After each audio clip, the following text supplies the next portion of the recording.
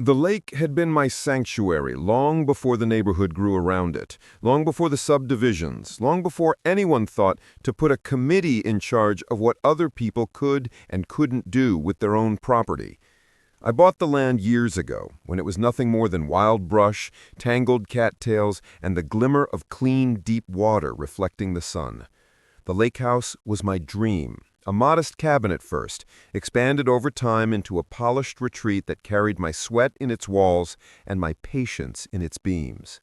It wasn't for show, it wasn't a bragging piece.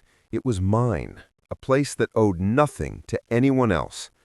But the one thing you learn when you live near an HOA is this: peace is fragile, and it doesn't take much for someone to mistake authority for ownership. That someone was Karen. From the moment she became HOA president, she carried herself like a monarch who'd inherited the entire subdivision as her kingdom. The rules bent when they suited her, snapped when they applied to others. I watched her harass neighbors over fence heights, dictate paint colors, even demand one family remove their swing set because it didn't match the community aesthetic. She wielded her title like a sword, always looking for a neck to place it against. But I stayed off her radar mostly. My lake house sat beyond the tidy cul-de-sacs, down a private dirt road that curved away from the manicured perfection she so desperately clung to. The lake itself touched the edge of the community, which meant families often came to walk the trail around its rim. I didn't mind. They respected boundaries, stayed on the trail, and waved politely. The trouble only came when Karen realized the trail led past my private dock, where I often sat with a rod in hand, my golden retriever at my side, and a cold drink in reach. Her first visit was almost laughable. She marched up to the edge of my dock in her pressed white blouse, clipboard clutched to her chest like a holy book. "This dock is in violation of HOA Code 7.4, she declared without preamble. "All shared community spaces must be accessible to homeowners." I leaned back in my chair, eyebrow arched. "This isn't a shared community space. It's my dock, on my property." Karen's eyes narrowed, lips pursed like she'd tasted something sour. "The lake is a community feature. It borders the neighborhood, therefore it falls under the HOA's jurisdiction. That makes this," she gestured at my weathered boards and rusted cleats, "community property." I laughed then, couldn't help it. "Karen, I bought this lake, paid for it, restored it, maintained it. This house, this dock, the lake itself, it's private property." She didn't flinch. If anything, her jaw set tighter. "We'll see about that." And that was the start of it. Over the next few weeks, she harassed me with letters, formal notices written in stiff, officious language claiming I owed access to all residents. When I ignored them, she escalated. Homeowners started appearing at my dock, sheepish but emboldened by her assurances that they had every right to use it. I had to chase off teenagers trying to throw parties on my deck, tell parents to stop letting their kids fish from my shoreline. And always, Karen was standing at the center of it, directing traffic like she was conducting a symphony of intrusion. I tried reason. I showed her the deed. I pointed out the property markers. I even invited her to walk the boundaries with me to see for herself that her HOA rules stopped where my land began. But reason doesn't work on people drunk with control. One Saturday morning, I found her standing at my door. She didn't knock. She demanded, "Give me the keys." I stared at her, dumbfounded. "What keys?" "The keys to the lake house. If this is to be properly maintained as a community facility, I need access." I laughed again, but this time there was no humor. "Karen, you've lost your mind." Her face flushed crimson. "If you refuse, I'll have no choice but to escalate this with the board." "Go ahead," I said, shutting the door in her face. And escalate she did. Within hours, I received an email thread forwarded from a neighbor. Karen had called an emergency HOA meeting. In it, she accused me of hoarding community resources, of denying residents their rightful access. She painted me as selfish, greedy, and hostile. The thread ended with one line in all caps: "We will take action." That night, headlights rolled up my driveway, at least 6 cars. Karen stepped out first, flanked by her loyal board members.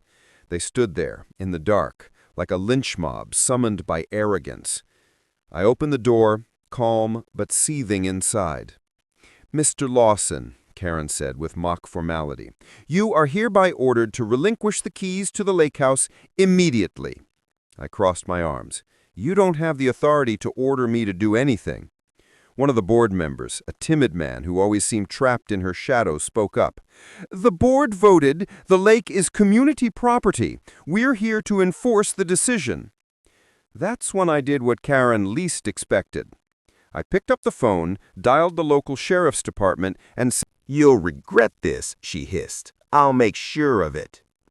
But as the officer escorted her to her car and warned her not to step foot on my property again, I knew something had shifted.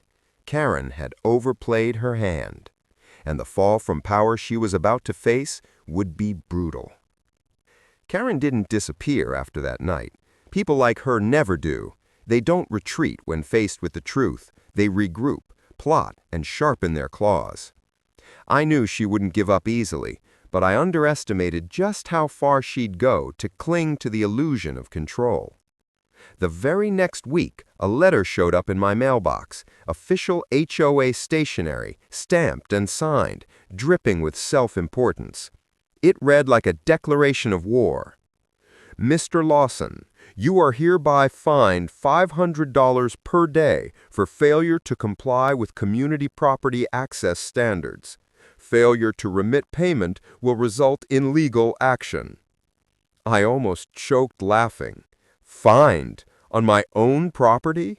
She'd taken her humiliation at the hands of the police and twisted it into a written threat, as if paper and ink could override the law.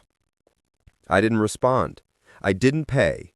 Instead, I pinned the letter on my fridge as a daily reminder of just how desperate Karen had become.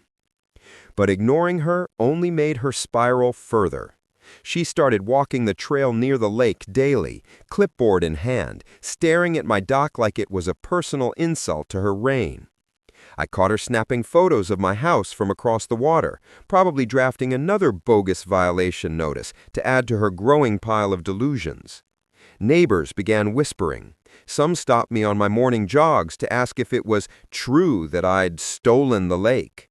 Others offered sympathy, telling me Karen was out of control, but they were too scared to stand up to her.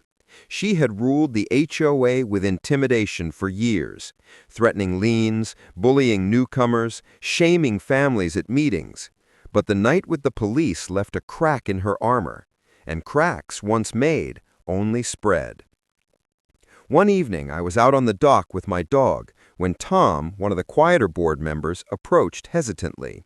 He glanced over his shoulder as if afraid Karen might pop out of the bushes. "Listen," he said, voice low. "I'm sorry about all this.